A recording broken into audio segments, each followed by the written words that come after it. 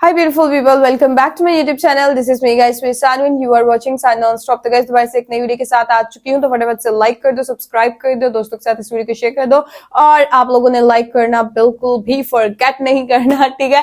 तो आज की जो हमारी वीडियो है उसका टॉपिक है economy policy fail, Pakistan 37% trade deficit exposed. आपको पता है कि पाकिस्तान की जो इस टाइम इकोनॉमी है, इकोनॉमी की जो पॉलिसीज भी है वो काफी हद तक जो है वो फेल हो चुकी है और यहाँ पर जो है वो काफी ज्यादा पाकिस्तान को नुकसान हो रहा है।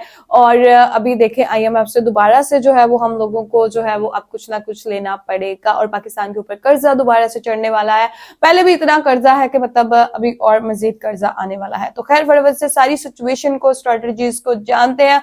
तो आप लोगों ने क्या करना है, सबसे पहले घबराना नहीं और एक लाइक कर देना। तो let's jump into the video guys. एक और बड़ी खौफनाक खबर आई है नाज़रीन, और इस खबर के ऊपर बहुत सारे लोग कमेंट कर रहे हैं और ये बैनुल अक़वामी सतह पे पाकिस्तान की एक बहुत बड़ी जग हसाई हुई है। क्या पाकिस्तान में तिजारती खसारे में इजाफा हो गया। ये सामने आप देख सकते हैं इस वक्त पाकिस्तान का जो ट्रेड खसारे में तो पहले ही थे, 37% पर पहुंच चुका है। ये बहुत बड़ा इजाफा है, यानी ये पाकिस्तान की पसली तोड़ने वाली चीज है ये जो हुई है। तो कौन सा ऐसी दुनिया की साइंस, कमर की हड्डी तो पहले टूटी हुई है, पसलियां भी टूटेंगे आहिस्ता आहिस्ता। है जो रोज हुकूमत दावा करती है, सुबह शुरू होते हैं और शाम तक बताते हैं कि हम पाकिस्तान बहुत तरक्की कर रहे हैं। और मेरे भाई आप तो रिकॉर्ड कर्जा ले चुके हैं, इतना कर्जा ले चुके हैं कि कर्जे का सूद उतारने के लिए आपको कर्जा लेना पड़ रहा है।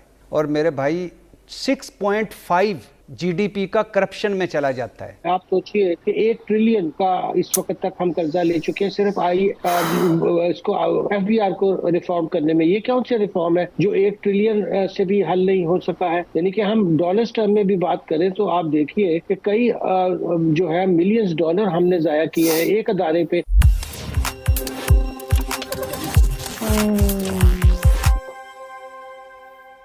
नमस्कार दोस्तों, स्वागत है आपके अपने चैनल पर। दोस्तों, पाकिस्तान की आर्थिक हालत इतनी बिगड़ चुकी है कि अब तो पाकिस्तानी मेन स्ट्रीम मीडिया भी खुलकर अपनी सरकार को गालियां दे रहा है। आखिर क्या कहना है पाकिस्तानी मीडिया का, क्या है पूरी सच्चाई, देखेंगे आगे इसी वीडियो में। तो अगर वीडियो पसंद है तो लाइक करें, शेयर करें और अपनी राय कमेंट में जरूर बताएं।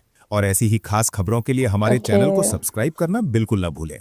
फिर मिलेंगे अगले वीडियो में, तब तक के लिए धन्यवाद। पाकिस्तान में तिजारती खसारे में इजाफा हो गया। ये तिजारती खसारा क्या होता है? जो आप पाकिस्तान से बाहर एक्सपोर्ट करते हैं और जो इंपोर्ट करते हैं, इसके बीच में जो रकम का फर्क होता है उसे तिजारती खसारा कहते हैं। यानी वो मुल्क हमेशा फायदे में होता है जो ज्यादा चीजें अपने मुल्क से बनाकर बाहर भेज रहा है और कम चीजें बाहर से उसके मुल्क में आ रही हैं, तो वो मुनाफे में जा रहा होता है, उसको तिजारती फायदा हो रहा होता है, मुनाफा हो रहा होता है। खसारा हम तो ज्यादा चीजें ले रहे हैं ना, जो सामान मंगा रहे हैं वो 100 रुपए का है और आप बाहर जो भिजवा रहे हैं वो 30 रुपए का है, तो आप 70 रुपए खसारे में आ गए। तो पाकिस्तान जो है वो खसारे में रहता है और ये खसारा बढ़ता ही चला जा रहा है क्योंकि पाकिस्तान एक्सपोर्ट्स नहीं कर पा रहा। पाकिस्तान में इंडस्ट्री लगातार बंद होती जा रही है। टेक्सटाइल की हमारी सबसे बड़ी इंडस्ट्री है, वो लोग बैठकर बता चुके हैं कि जनाब हमारी 100 से ज्यादा मिलें मजीद बंद हो गई है, हम काम ही नहीं कर पा रहे। छोटे यूनिट तो बहुत पहले बंद हो गए थे, तो एक्सपोर्ट्स हो गई फारिग। अब ऐसी सूरत हाल में जुलाई से लेकर नवंबर तक, जुलाई, अगस्त, सितंबर, अक्टूबर, नवंबर, ये 5 महीनों के अंदर, इन 5 महीनों में पाकिस्तान का जो तजारती खसारा है उसमें 37.17% तक इजाफा हो गया। ये बहुत बड़ा इजाफा है, यानी ये पाकिस्तान की पसली तोड़ने वाली चीज है ये जो हुई है। एक और बड़ी खौफनाक खबर आई है नाज़रीन, और इस खबर के ऊपर बहुत सारे लोग कमेंट कर रहे हैं और ये बैनुल अक़वामी सतह पे पाकिस्तान की एक बहुत बड़ी जग हसाई हुई है। ये data economic policy and business development think tank, ये इनका डाटा है और बैनुल अक़वामी सतह पे ये काम करते हैं, पूरी दुनिया का डाटा इकट्ठा करते हैं। अब इन्होंने एक डाटा जारी किया जिसमें ये बता रहे हैं कि गवर्नेंस के मसाइल किस मुल्क में ज्यादा हैं। अब जरा आप चेक करें कि पाकिस्तान की हालत क्या है। टोटल 120 पॉइंट है, जिसको जितने ज्यादा पॉइंट मिलेंगे उसकी उतनी बुरी हालत है। 120 पॉइंट में से पाकिस्तान ने 109 पॉइंट हासिल किए हैं। 109 पॉइंट 120 में से, ये पाकिस्तान की हालत है। इंडिया ने 71 पॉइंट हासिल किए, यानी वो बहुत बेहतर है पाकिस्तान से। बांग्लादेश में भी इनकलाब है, बेड़े ही गर्क हुआ पड़ा है, 95 पॉइंट उन्होंने हासिल किए। वियतनाम 48 पॉइंट हासिल किए। तुर्की ने 74वें नंबर पे। तो पाकिस्तान 109वें नंबर पे पहुंच गया 120 में से। 120 पॉइंट्स में से 109 पे पाकिस्तान पहुंच गया। बेड़े गिरक कर दिया 120, शुक्र करो नहीं मिले। और ये डाटा इस बात की गवाही दे रहा है। इसमें क्या क्या चीजें नोट की जाती हैं? वॉइस एंड अकाउंटेबिलिटी एहतसाब का निज़ाम, बोलने की ताकत, पॉलिटिकल स्टेबिलिटी, सियासी इस्तेकाम है ही नहीं, एब्सेंस ऑफ वायलेंस, यानी यहाँ पे तशद्दुद नहीं होना चाहिए, तशद्दुद तो बहुत ज़्यादा पाकिस्तान में, गवर्नमेंट इफेक्टिवनेस ये भी नहीं है पाकिस्तान में, गवर्नमेंट इफेक्टिव है ही नहीं, regulatory authority and there quality कोई चक्कर नहीं है, रूल ऑफ लॉ बिल्कुल ही फारग है पाकिस्तान, कंट्रोल ऑफ करप्शन के ऊपर काबू पाना ये भी नहीं हो रहा पाकिस्तान। अब ये सारी चीजें मिलकर जो बेड़ा गर्क कर रही हैं, पाकिस्तान को 109 पॉइंट मिल गए 120 में से। कितनी आपकी पैथेटिक सूरत हाल है गवर्नेंस की पाकिस्तान की गवर्नमेंट की, और इसके बावजूद ये कहते हैं हम टेक ऑफ कर रहे हैं। ये टेक ऑफ कर रहे हैं आप मियां साहब, बेड़ा गर्क कर दिया पाकिस्तान का पकड़ के आपने। आप कहते हैं कि जनाब हमारी पॉलिसियां जो हैं वो अवाम में बड़ी मकबूल हैं। आपकी पॉलिसियों का जनाजा तो IMF की जो रिपोर्ट है उसने निकाल दिया है, जिसका नाम है कि Pakistan governance and corruption diagnostic report.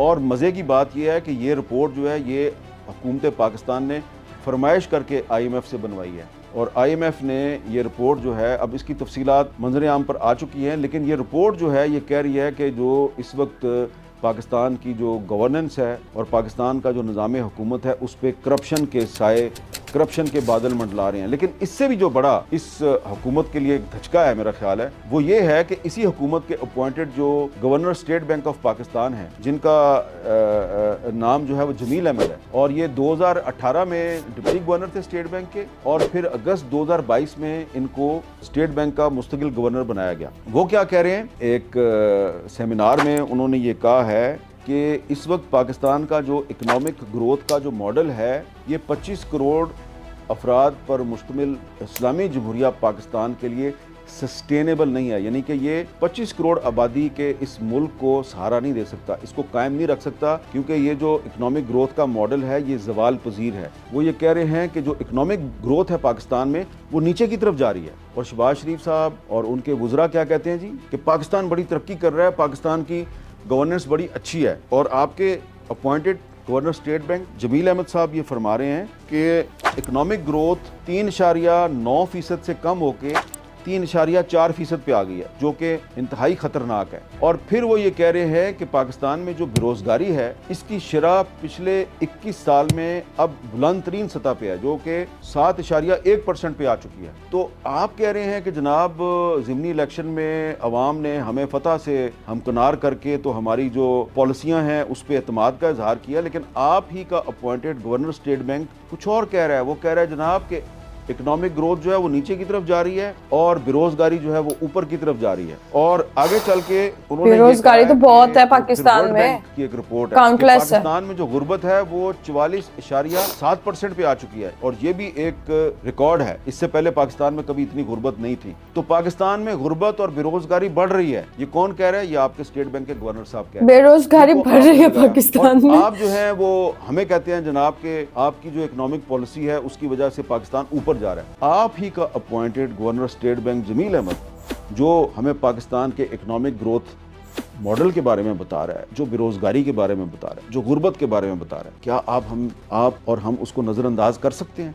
नहीं, हम उसको नजरअंदाज नहीं कर सकते। आप कौम को ये बता रहे हैं कि आपकी पॉलिसियों की वजह से पाकिस्तान ऊपर की तरफ जा रहा है, गवर्नर स्टेट बैंक कह रहे हैं कि हम नीचे की तरफ जा रहे हैं। हम अपने पड़ोसी मुल्क भारत की जब बात करते हैं तो वहां पर ठीक है, मामलात वहां पे भी खराब होंगे, मसाइल भी बहुत सारे होंगे, ऐसा नहीं कि वो नहीं है, लेकिन अगर हम इस हालात का मवाजना उनके हालात से करें तो जमीन आसमान का फर्क है। उन्होंने अपनी जो अवाम है उसको पॉवर्टी लाइन से निकाला है। हमारे यहाँ लोग पॉवर्टी लाइन के नीचे और बढ़े, यानी 45 या 40% लोगों का जाना बहुत बड़ा अलमिया, तकरीबन आधी आबादी गुर्बत की लकीर से नीचे की जिंदगी गुजार रही। ओ भाई, आपने तो 35 साल से इस मुल्क का बेड़ा गर्क कर दिया है। 35 साल से हम आपको भुगत रहे हैं, आपकी तीसरी नस्ल भुगत रहे हैं, अभी भी आपका पेट नहीं भरा। बस कर दें यार। आप ऊपर से लेकर नीचे तक क्या कर दिया आपने इस मुल्क का।